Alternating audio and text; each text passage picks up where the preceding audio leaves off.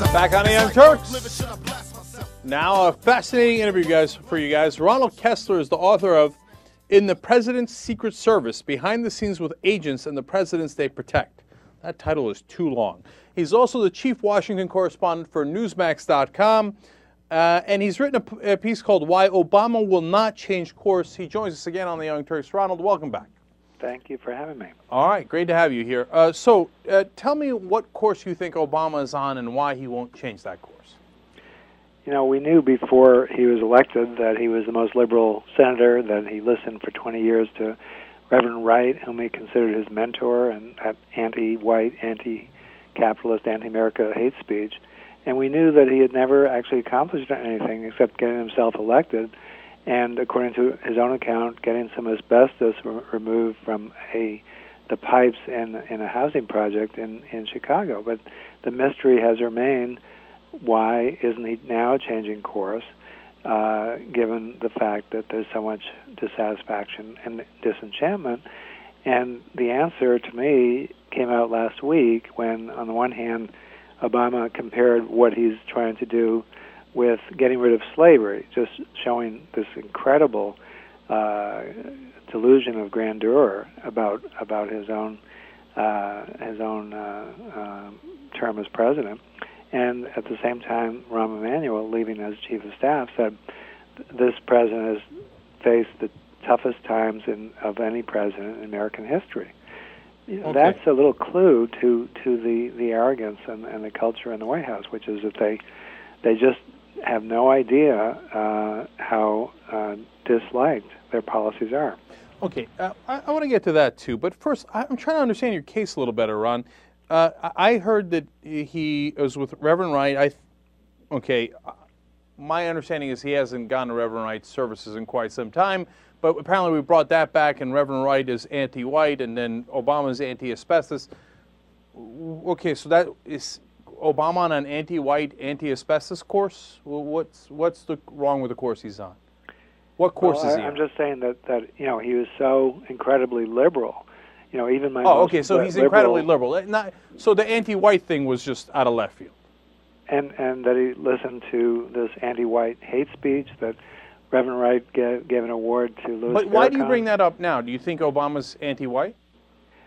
No, but I'm saying that he is just so far to the left that of course he's out of sync with the American people. Okay. So let's talk about that. So why do you think he's so liberal? Because I got to be honest with you, I don't even think he's liberal. I don't, let alone so far liberal. I don't think he's even left of center. I think he's right of center, and we've had a lot of journalists on here who come on and who agree with that. Well, I don't know how you define right and left, but certainly the American people think he's liberal, and he thinks he's liberal. That's the way he describes himself. Wait, you say the American people think he's liberal, but that's just kind of an assumption. I'll get into the poll numbers in a second. But what has he done that's so, like, wow, unbelievably liberal that it makes your head explode? Well, what did he do? What happened? Well, first of all, he's said that he's for redistribution of wealth. No, wait. When did he say that? He said that in a radio show during his campaign.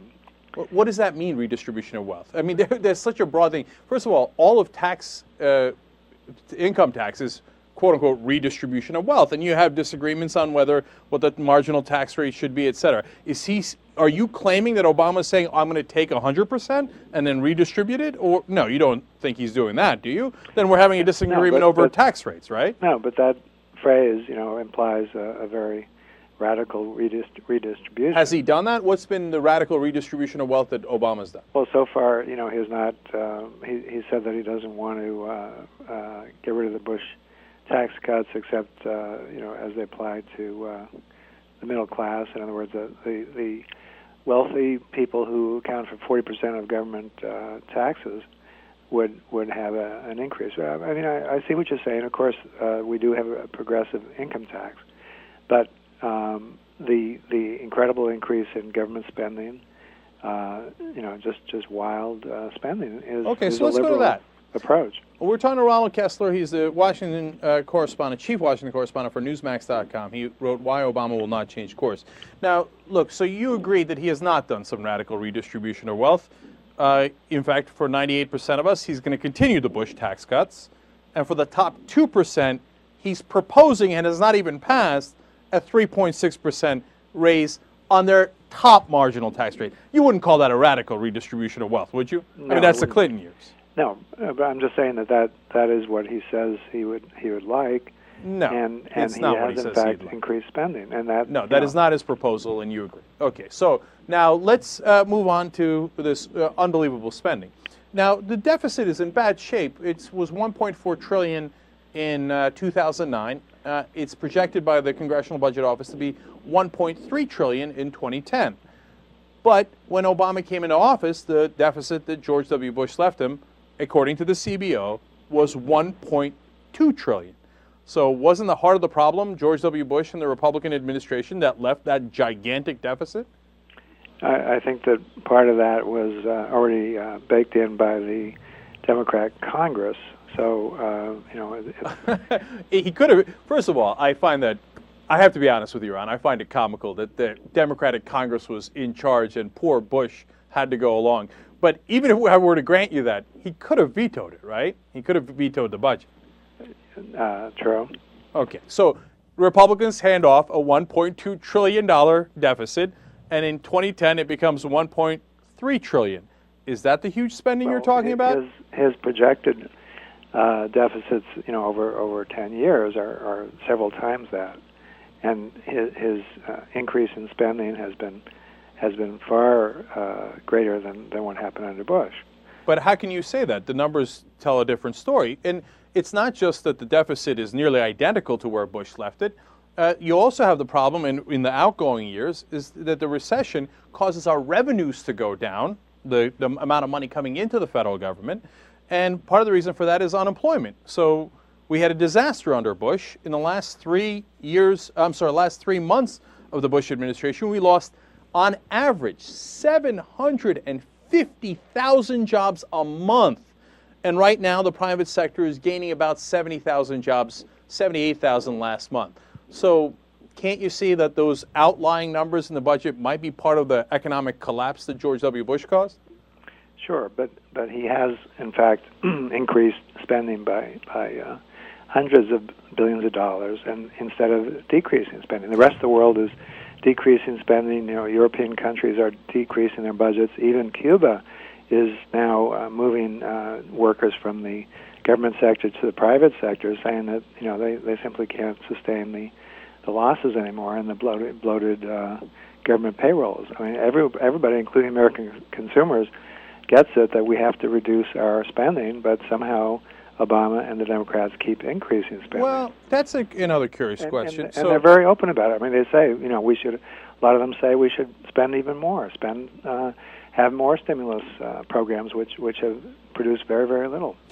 Well, that's interesting, Ron, because I think a great majority of the economists would agree that you do extra spending, the government should, in the middle of a recession. That if you cut off the government spending when there is no private spending, that you will cause a greater recession. In fact, the CBO estimates that we created anywhere between 1.5 to 3.3 million extra jobs with the stimulus spending. Do you disagree with the great majority of the economists? Well, I think, jobs have been created, but a very small number, mainly in the government sector as opposed to the private sector. And if they're in the government sector, of course, it means that we end up paying for that.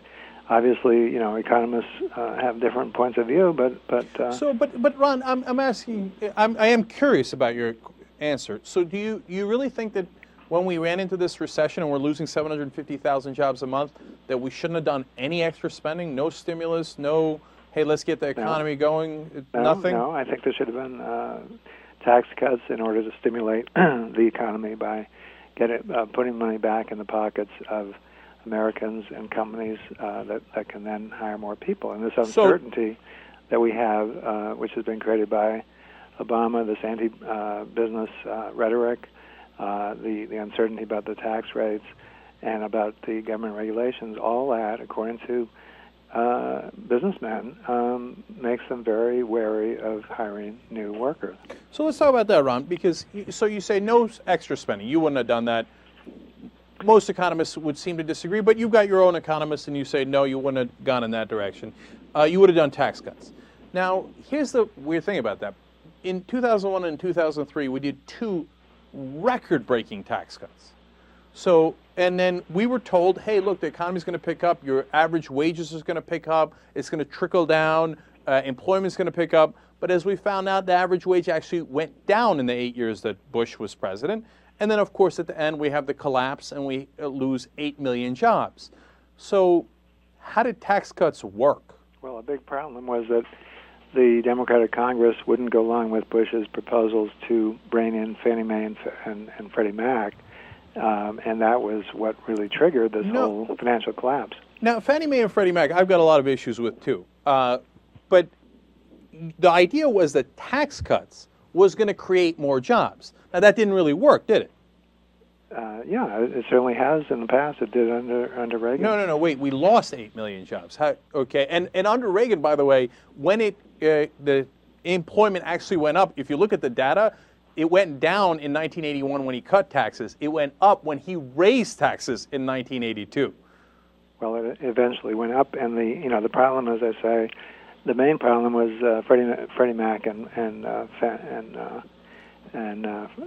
those two entities. Ron, look, here's the thing with Freddie Mac and Fannie Mae. They're a disaster. They're a public-private hybrid, so that whenever you have the gains and profits, they privatize the gains, and the guys take it home. The people on the board, the CEO, etc. Whenever there's a loss, the American taxpayer has to pay for it. And I can't stand it. I think it should have never existed. I think we should get rid of it as soon as possible. You agree with that. I agree with that. Barney Frank agrees with that. Okay, so we all agree to that. But I'm always curious. Like, do you genuinely believe that the main Wall Street banks that got the deregulation, that took the trillions of dollars worth of risks, and that lost, that the J.P. Morgan Chase and the Goldman Sachs and all those guys, that they didn't do anything wrong, that it was just Freddie Mac and Fannie Mae? Do you really believe that? No, I think they absolutely took ridiculous risks, but this was all fueled by those two entities that kept giving people mortgages with no down payment and no credit record. That is just not no factual. Jobs. That's not factual. And what I mean by that is not that Freddie Mac and Fannie Mae didn't do that, that it was a tiny sliver of the problem. And I wish that didn't exist. But the gigantic portion of the problem was the banks made money off of flipping those mortgages. Earlier in this show, Ron, we talked about Clayton Holdings. They're the ones that told people, hey, you know what, these mortgages, they were the rating agencies, and the banks would go to them and say, how are these mortgages? And they told the banks 28% of these mortgages are utterly worthless, okay? Don't do anything with these. And Deutsche Bank and Morgan Stanley and Goldman said thank you very much and ignored them. Why? Because they repackaged those mortgages and sold them to someone else and made a huge profit for their executives in the short term. Anybody who's looked at this economic collapse understands that that's the overwhelming majority of the problem. It was that the banks had profit incentive, nothing to do with Freddie Mac and Fannie Mae, as to why they did these risky trades, the derivatives, and the mortgage collapse. Well, so do you see how that might be a problem when we deregulated them? What you call anti-business rhetoric is actually, the problem is that it's deregulation that caused it. It's not anti-business to do regulation. It's pro-capitalism. No, I agree that was a big factor, and I agree that they should have been regulated more. But if it hadn't been for this Freddie Mac, Fannie Mae situation, this whole collapse might not have happened. And then, even though those loans that the banks gave were faulty, they still would have been paid off. No, it's simply not true. So now, look, and you and I have a disagreement on it, and we're talking to Ron Kessler. He's chief correspondent for Newsmax in Washington. And so, Ron, look, so the answer in your mind, to get back to the issue here, is we had the huge unemployment problem. We had the huge problem with the deficit. But the answer is, let's do more of what we did in 2000 through 2008. More tax cuts, and I would assume more deregulation, because do you like the finance reform package that they passed? No, I don't think there should be less regulation at all. But I think the basic problem is, excuse me, that we need to promote the private sector. We need to promote private sector jobs, and the way to do that is with tax cuts, with more certainty and not a lot of anti-business rhetoric. Now, here's another problem, Ron. And look, I've got so many numbers here. I can't. That's why it's hard for me to see your position, right? So, because look at what happened with the tax cuts. You know, 1.9 trillion. There was 1.3 trillion dollars worth of tax cuts during the Bush administration during those 8 years, and 1.9 trillion dollars worth of money went abroad for overseas investment, which I have no problem with. I'm a capitalist, and they see that they got cheaper labor in China, Mexico, etc., and they ship the jobs abroad. I get that. But do you see why the tax cuts don't necessarily lead to more jobs here in the United States? That they could just take the tax cuts and invest it in China? No, and I certainly don't see that, that spending trillions of dollars more on various government programs is the way to get us out of this mess. I mean, it's just no. Wait, spending's sense. A different issue, and we covered that a little while ago. But on the tax cuts, do you see why just giving to the top 2% or giving more to the corporations don't necessarily create jobs here? They can create jobs in China or Bangladesh.